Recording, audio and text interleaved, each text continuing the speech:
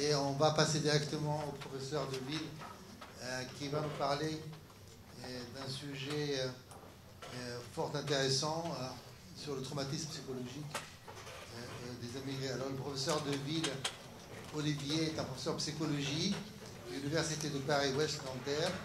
Il est directeur de la revue psychologique clinique et auteur de plusieurs livres et ouvrages, dont le livre Guerre et Trauma. Vous avez publié une dizaine d'articles, de publications dans ce domaine. 350, rendu compte. Ouais.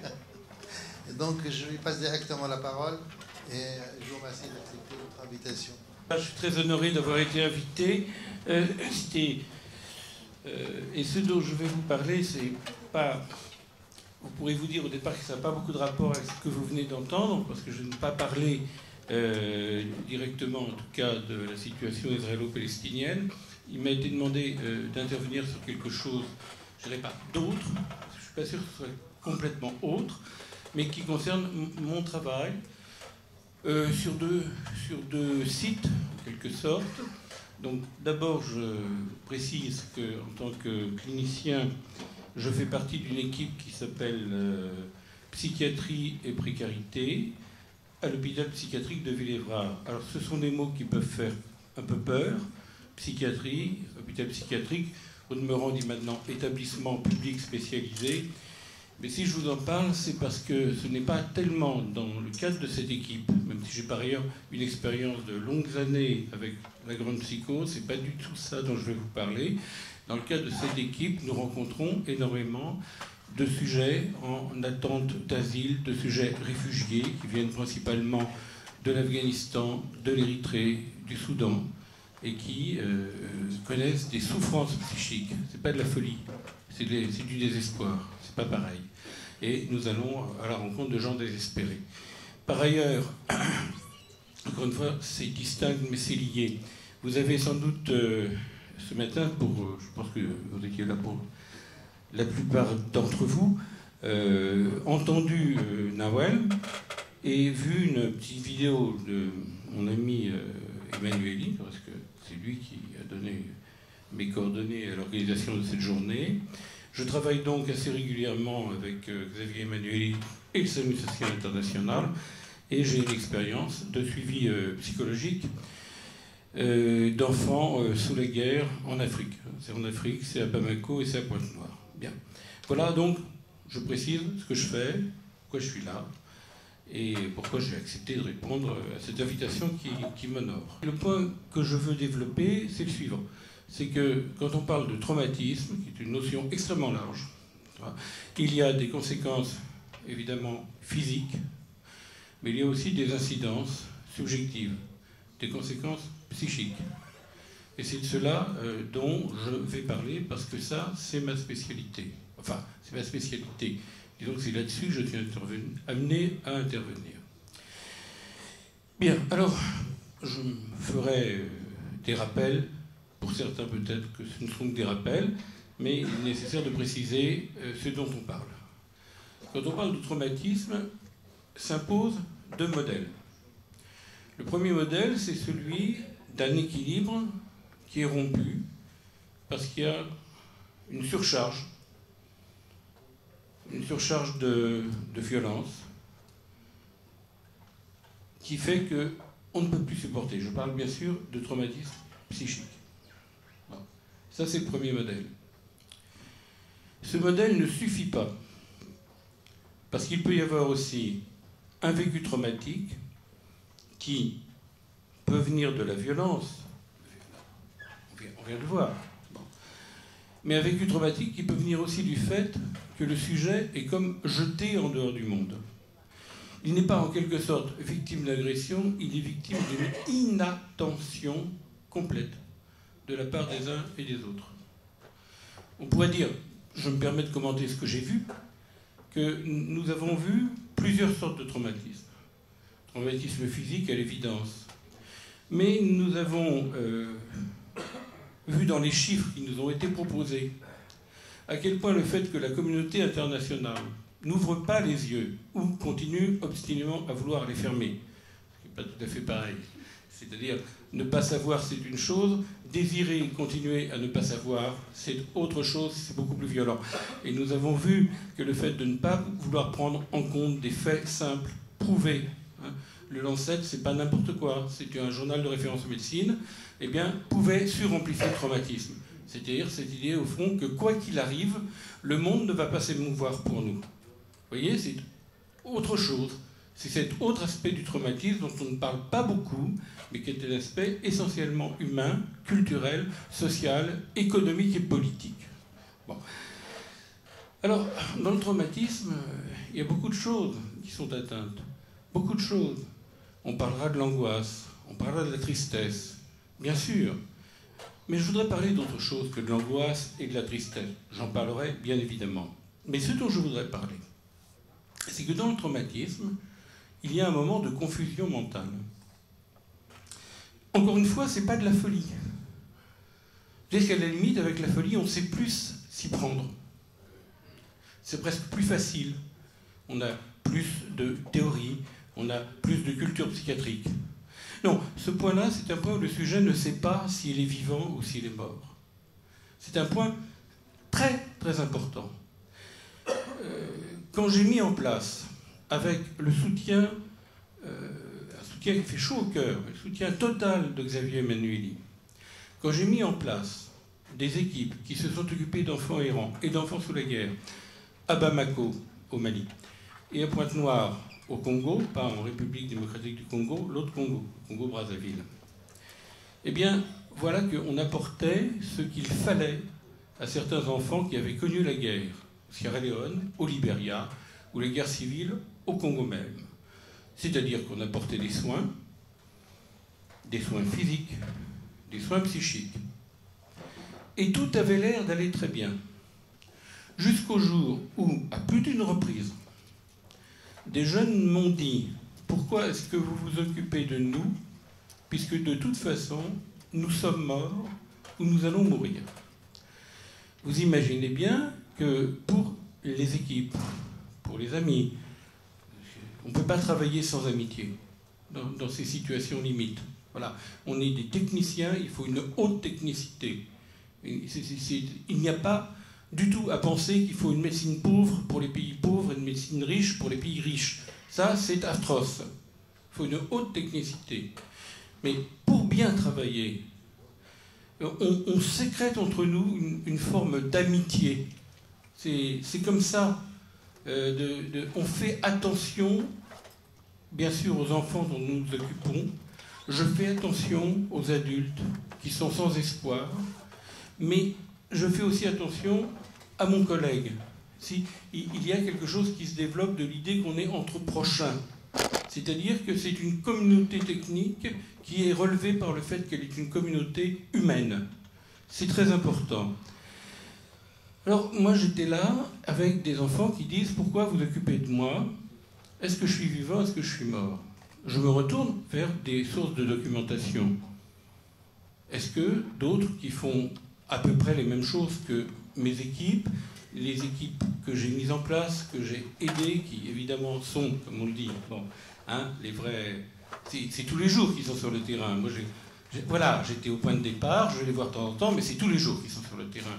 Bon, et je regarde les comptes rendus de l'UNICEF, et dans les comptes rendus de l'UNICEF, il est mis que la plupart des adolescents et des enfants qui ont été sous les traumas de guerre, même s'ils ont été combattants, ça c'est une autre affaire, hein, développent cette idée qu'ils ne sont pas complètement en vie. Donc, dans le traumatisme, il n'y a pas simplement le fait que on est angoissé ou triste, je vais en parler, mais il y a cette idée qu'il y a un doute terrible, et généralement muet, qui ne se confie pas comme ça, qui ne se lit pas comme ça, pèse sur l'esprit de ces enfants, et parfois de ces adultes, qui est: est-ce que j'appartiens à la communauté des vivants? Pas est-ce que j'appartiens à tel ou tel peuple, ou à telle ou telle culture. C'est beaucoup plus fondamental que cela. Bon. Alors je vais poursuivre un petit peu. Qu'est-ce qui peut créer un traumatisme? Eh bien, bien sûr, la violence. Se recevoir des bombes, voir ses copains tués, comme pour un certain nombre, ou voir sa famille tuée, comme pour un certain nombre d'enfants que j'ai rencontrés en Afrique. Voir les camarades avec qui on buvait du vin, on dansait, on chantait, se faire descendre à coups de Kalachnikov, que ce soit en Érythrée ou que ce soit en Afghanistan, bien sûr. Mais oui, d'accord, je peux le dire à chaque fois si vous voulez. Vous avez raison. Mais je me réfère à ce que je connais. Je le dis vraiment, moi je vous parle à partir de ma pratique. Mais vous avez raison. Bon. Et ce qui fait le traumatisme, c'est pas seulement la violence. Il faut comprendre que ce qui fait le traumatisme, c'est que dans ces parcours où le sujet cherche un refuge, eh bien, il est sans interlocuteur, sans témoin, sans qui que ce soit qui puisse lui donner raison, qui puisse lui donner accueil. C'est l'absence de l'accueil qui amplifie le traumatisme. Ça, je crois que c'est tout à fait important. Lorsque je parle à ces enfants, lorsque je parle à ces adultes, ils vivent une sensation d'isolement, de solitude dans leur parcours qui est radicale. Ce n'est pas seulement de se sentir loin du sol natal, ce n'est pas seulement de se sentir loin de son pays habituel, c'est de se sentir sans répondant, c'est de se sentir sans personne à qui parler, sans personne à qui s'accrocher. Voilà. Ça, je crois que c'est très très important. Quand j'étais à Calais, dans ce qu'on a appelé la jungle, ça c'est formidable, on appelait ça la jungle. Je suis désolé, dans la jungle, il n'y a pas vraiment de communauté humaine. Bon.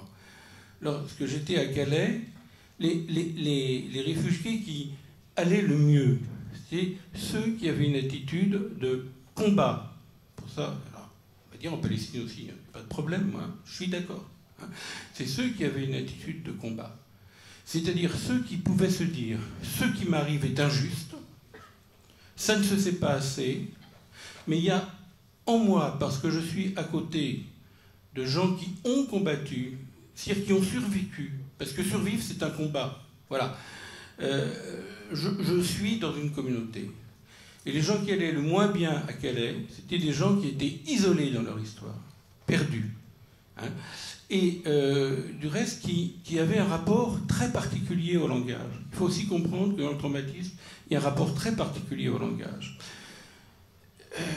C'est un rapport qui peut très bien s'expliquer par des conditions matérielles. Après tout, vous avez quelqu'un qui, dans un... Les mots, c'est dur, hein. Alors, moi je dis pas la jungle, mais c'est vrai que c'est des camps. Bon. Et qui n'a pas autour de lui qui que ce soit, qui soit de sa culture ou de son village. Donc là, il y a un sentiment terrible d'isolement. Ce sentiment, ce qui est réel, ce qui veut dire, après tout, on peut le comprendre. On peut se mettre à la place. Si se mettre à la place, c'est comprendre. Je ne suis pas sûr que se mettre à la place, ce soit comprendre. Parce que si on se met à la place de l'autre, l'autre n'a aucune place. Bon. Mais ça nous fait quelque chose, évidemment. Mais il y a autre chose de plus dans le traumatisme psychique. C'est ce désespoir qu'a toute personne gravement traumatisée dans les pouvoirs de sa parole. Sa parole, ça ne sert à rien. Sa parole, ça ne touche personne. Sa parole, ça n'évoque plus rien. Bon. Cliniquement, on voit que quelqu'un qui désespère de toucher l'autre par sa parole, ne serait-ce que parce que personne ne le comprend vraiment, hein, on voit très bien ce que ça donne. Ça donne des obnubilations, ça donne un vécu parfois un peu hallucinatoire, où le sujet est comme envahi par sa voix à défaut d'être porté, holding, par la voix des autres, et ça donne d'intenses troubles du sommeil. Quelqu'un qui est mis par la violence traumatique, à la fois de l'effraction violente et de l'isolement de plus en plus important, quelqu'un qui est mis dans une place de traumatisme, eh bien, n'arrive plus à s'articuler sur les rythmes essentiels de la vie humaine. Le jour, la nuit. La faim, la satiété. Tous les rythmes semblent pris dans une espèce de confusion avec des vécus un peu crépusculaires, un petit peu hallucinatoires. Il est fondamental, même si au fur et à mesure du temps, et souvent avec des capacités extraordinaires, la personne parle un petit peu le français, il est fondamental de la recevoir avec un interprète. Pourquoi c'est fondamental? Évidemment, pour une raison qu'on voit tout de suite. Tout de suite. Il est fondamental qu'il y ait un interprète parce que, après tout, cette personne a plein de choses à dire et nous ne comprenons pas nécessairement le langage qu'elle emploie. Bon. Aboli dans la violence traumatique. C'est, pour le dire très simplement, c'est que la hantise, quand je dis trouble du sommeil, hantise, c'est pareil, ça empêche de dormir. Voilà.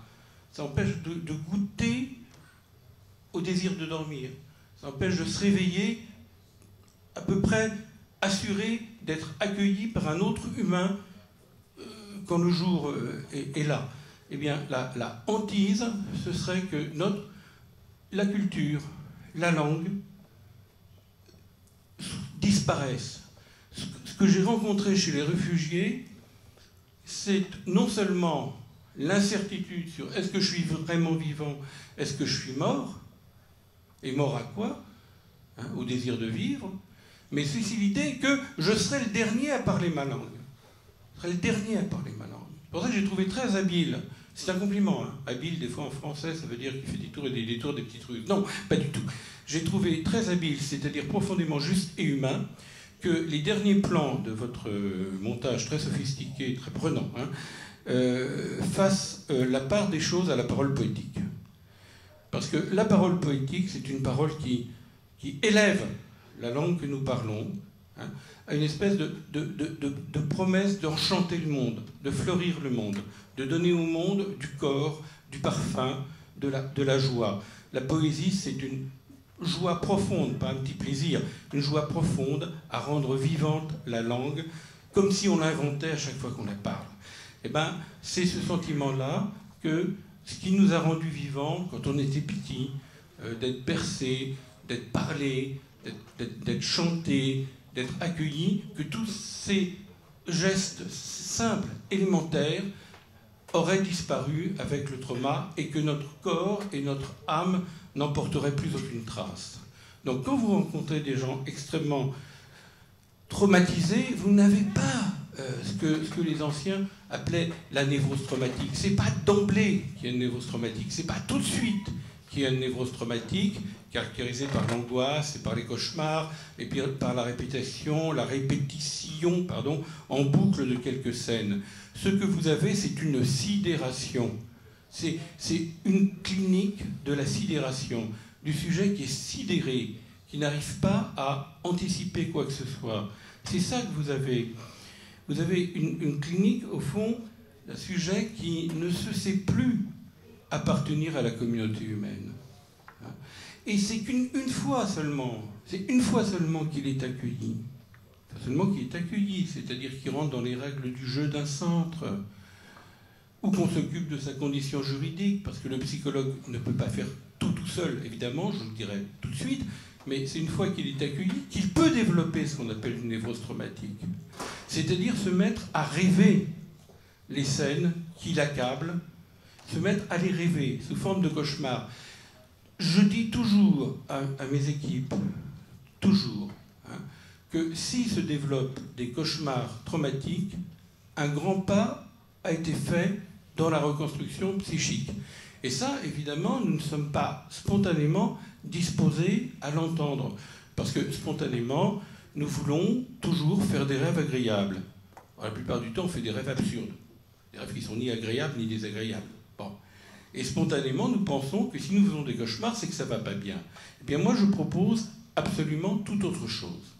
À savoir que le cauchemar, c'est le début d'un souvenir. D'un souvenir dont on peut peut-être ne rien faire, mais qui apparaît déjà bordé par un début, par une fin. Le cauchemar, c'est la fabrication d'une angoisse. Bon. L'angoisse, on peut en faire quelque chose. Pourquoi? Parce que l'angoisse, elle a une fonction. C'est-à-dire, mais si j'avais pu savoir quel danger me menaçait, si j'avais été angoissé au moment du choc traumatique, peut-être je m'en serais sorti.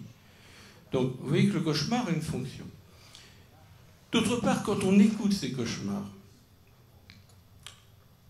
et bien sûr, il faut faire autre chose à côté, mais quand on écoute ces cauchemars, on se rend compte de quelque chose, c'est que le sujet se sent visé dans ces cauchemars, ils se sent appelés. Ils ne sont pas visés comme si on braquait sur lui une arme quelconque, non. Mais ils se sentent appelés. Ils se sentent appelés, et très souvent dans les cauchemars, les sujets reprennent un nom, leur nom. Ou, pour certains, leur nom de combattant. Ils reprennent un nom. Et ce nom, dans le cauchemar, souvent se divise. C'est-à-dire qu'ils entendent 2 fois l'énoncé de leur nom. Une fois ce nom qu'ils entendent, c'est un nom qui les pétrifie, qui leur fait peur. Ils sont comme appelés par une voix menaçante, une voix qui leur fait très très très peur. Mais tout de suite après, il vient une autre qualité du nom, NOM. Une autre qualité, c'est comme s'ils étaient appelés, finalement, non pas à rester figés sur place, un peu comme un militaire ou un policier, dis-toi, t'es figé sur place, ça c'est le nom qui fait peur, mais ils se sentent appelés à un devenir. C'est-à-dire que dans le film même, et ça c'est très important, que dans l'étoffe même du cauchemar, vous avez pour le sujet une possibilité de sortir du cauchemar, parce qu'au cœur du cauchemar, il y a une voix qui l'appelle à se réaliser encore, c'est-à-dire à se constituer comme un survivant.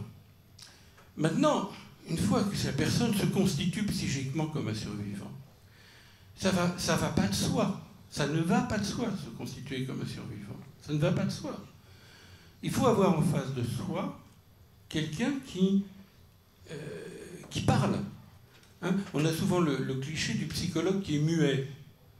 Bon. C'est un cliché. Mais on ne peut pas être muet. On ne peut pas être muet. Absolument pas. Donc il faut parler. Quand un gamin au Mali me confie un objet bizarre, c'est-à-dire une monture de lunettes, un capuchon de stylo et un bout de pagne, et il me dit, si je serre cet objet, je ne perds pas de vue ce qu'il y a autour de moi. Et cet objet, qu'est-ce que c'est? Bon, c'est un peu dur, mais là, cet objet, c'est des choses qu'il a prélevées sur le cadavre de sa mère qui a été tuée sous ses yeux. Quand lui était planqué. Bon. Voilà. Et on parle autour de cet objet. Et je prenais l'avion Bamako-Paris, un vendredi soir ou un samedi, qu'importe, et ce môme vient furtivement me glisser l'objet dans la poche. Donc je lui dis, t'as glissé l'objet dans la poche, tu veux peut-être que j'en fasse quelque chose. Et là, j'ai failli louper l'avion. Bon, ça n'aurait pas été grave, je n'ai pas loupé. Parce qu'il me dit, oui, est-ce qu'il y a des morts dans ta famille? Me demande cet enfant. Je lui dis, oui, il y a des morts dans ma famille. Oui, j'ai perdu ma mère, il n'y avait pas longtemps à l'époque. J'ai plus mes grands-parents. Oui, il y a des morts dans ma famille. Et alors, qu'est-ce que vous faites des morts? On les enterre. Hein, parce que, bon, voilà, c'est notre conviction qu'il faut enterrer les gens pour qu'ils aillent au ciel. Bon, voilà. Bon. Et elle me dit, ce que je t'ai mis dans la poche, est-ce que tu peux aller voir un de tes morts et lui montrer? J'étais très étonné, mais c'est évidemment ce que j'ai fait. Et 2 mois après, je retourne, je lui rends l'objet, je lui dis, j'ai présenté cet objet, qui est au fond la tombe de ta mère, c'est la tombe de ta mère, à la tombe de ma mère. Voilà. Bon. Et pratiquement du jour au lendemain, ce môme qui était accablé d'angoisse, qui était terrorisé, qui s'automutilait en bouffant de la terre, en bouffant des tas de choses extrêmement malade, ce môme a dit, maintenant, je peux y aller, je peux faire ce qui m'intéresse, je veux faire de la mécanique auto, et je sais qu'aujourd'hui, il est dans un atelier de mécanique auto à Bamako, il va fort bien. Alors, ce que je veux dire aussi, c'est que quand on travaille avec des personnes traumatisées suite à des violences politiques, eh bien, il ne suffit pas, même ça ne suffit pas. Même ça ne suffit pas. Il ne suffit pas de l'accompagner dans l'élaboration comme ça. on va dire de son désir de vivre, je ne parle pas de projet de vie, son désir de vivre, il faut également travailler sur une reconstruction juridique de la personne.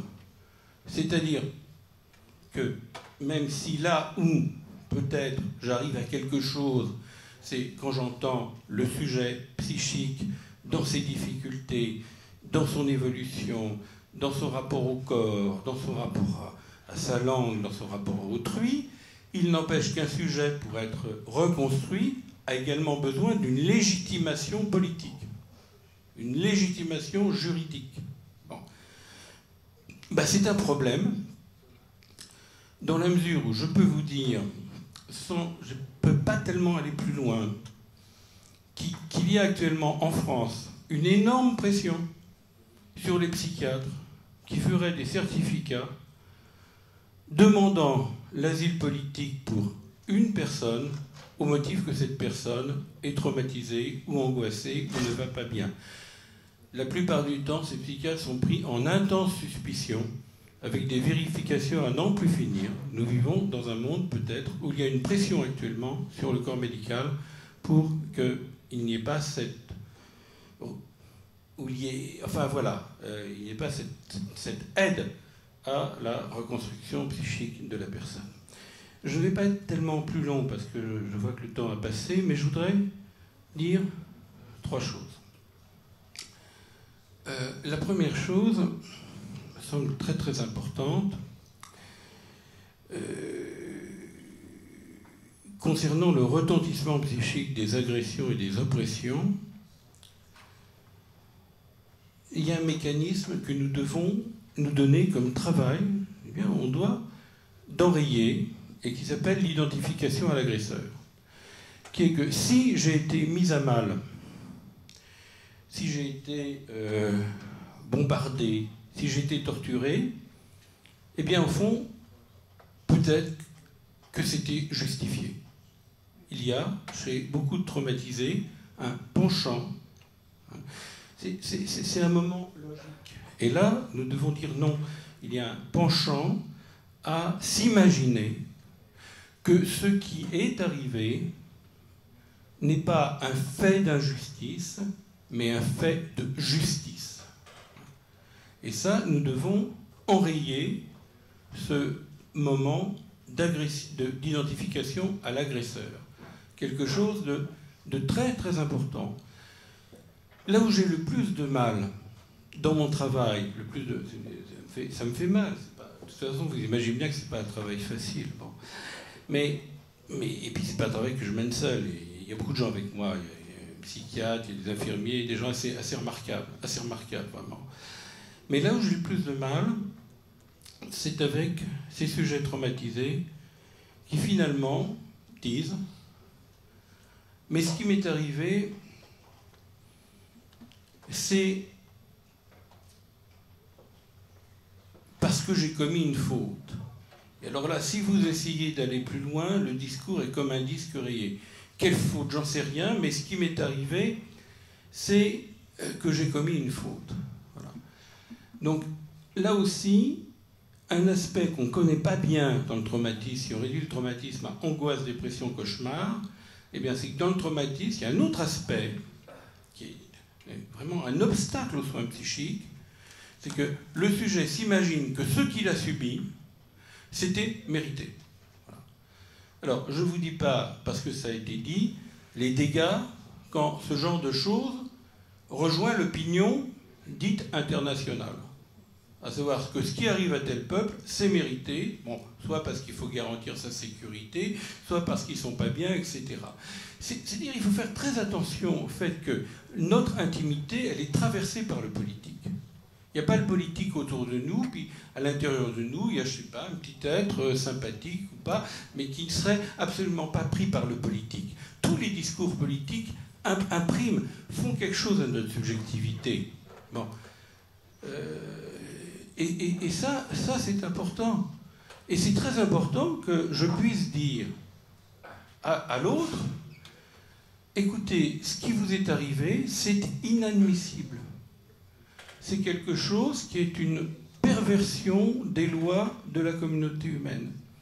c'est quelque chose qui est une perversion du fait que deux êtres humains peuvent être solidaires.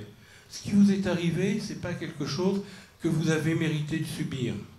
Peut-être vous avez fait des bêtises, qui n'en a pas fait. Mais ce qui vous est arrivé, c'est le fait du dérèglement d'un principe de justice et de solidarité qui devrait rester dans le monde. Et c'est très important. Il ne s'agit pas de faire de l'endoctrinement politique, mais on ne peut pas reconstruire un sujet traumatisé suite à des violences politiques iniques en faisant comme si ce qui lui était arrivé n'était qu'une affaire privée.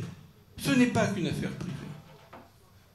Si quelqu'un est massacré ici ou ailleurs, en Palestine ou ailleurs, bon, sûr, je sais où je parle, ici, c'est pas, je veux dire, dans le mépris le plus total des règles internationales qui définissent la dignité de la personne humaine, lui parler est une affaire intime, mais ce n'est pas qu'une affaire privée.